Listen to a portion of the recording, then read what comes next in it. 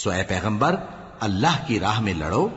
تم اپنے سوا کسی کے ذمہ دار نہیں ہو، اور مومنوں کو بھی ترغیب دو، قریب ہے کہ اللہ کافروں کی لڑائی کو بند کر دے، اور اللہ شدید ترین جنگ کرنے والا ہے اور سزا دینے کے لحاظ سے بھی بہت سخت ہے۔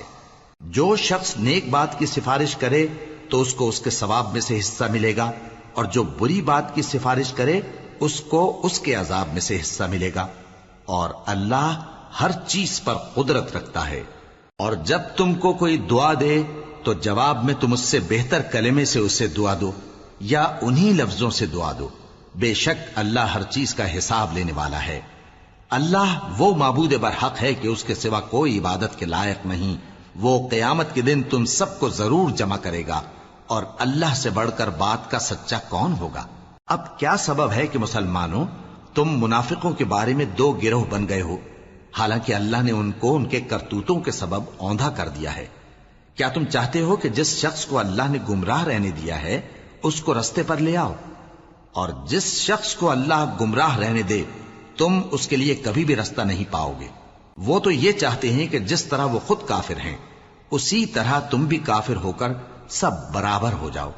تو جب تک وہ اللہ کی راہ میں وطن نہ چھوڑ جائیں ان میں سے کسی کو دوست نہ بنانا، اگر ترک وطن کو قبول نہ کریں تو ان کو پکڑ لو اور جہاں پاؤ قتل کر دو،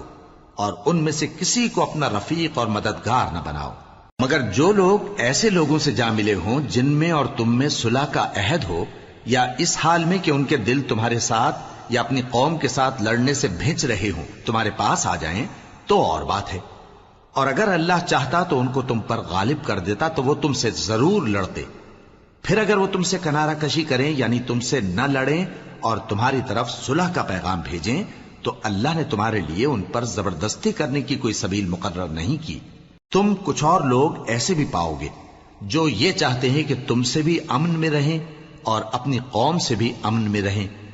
لیکن جب فتنہ انگیزی کو بلائے جائیں تو اس میں اوندھے منہ گر پڑیں۔ تو ایسے لوگ اگر تم سے لڑنے سے کنارہ کشی نہ کریں اور نہ تمہاری طرف پیغام صلح بھیجیں اور نہ اپنے ہاتھوں کو روکیں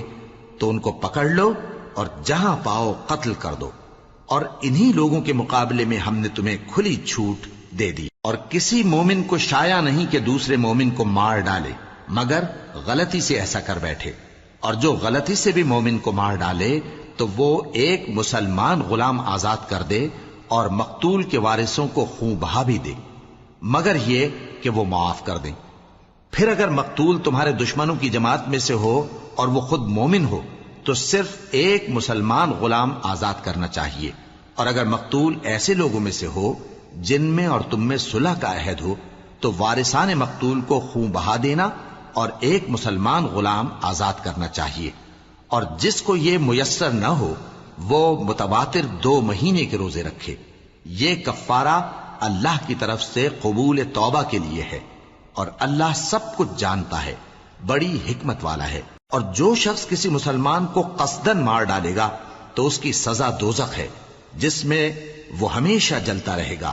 اور اللہ اس پر غضبناک ہوگا اور اس پر لعنت کرے گا، اور ایسے شخص کے لیے اس نے بڑا سخت عذاب تیار کر رکھا ہے۔ مومنوں، جب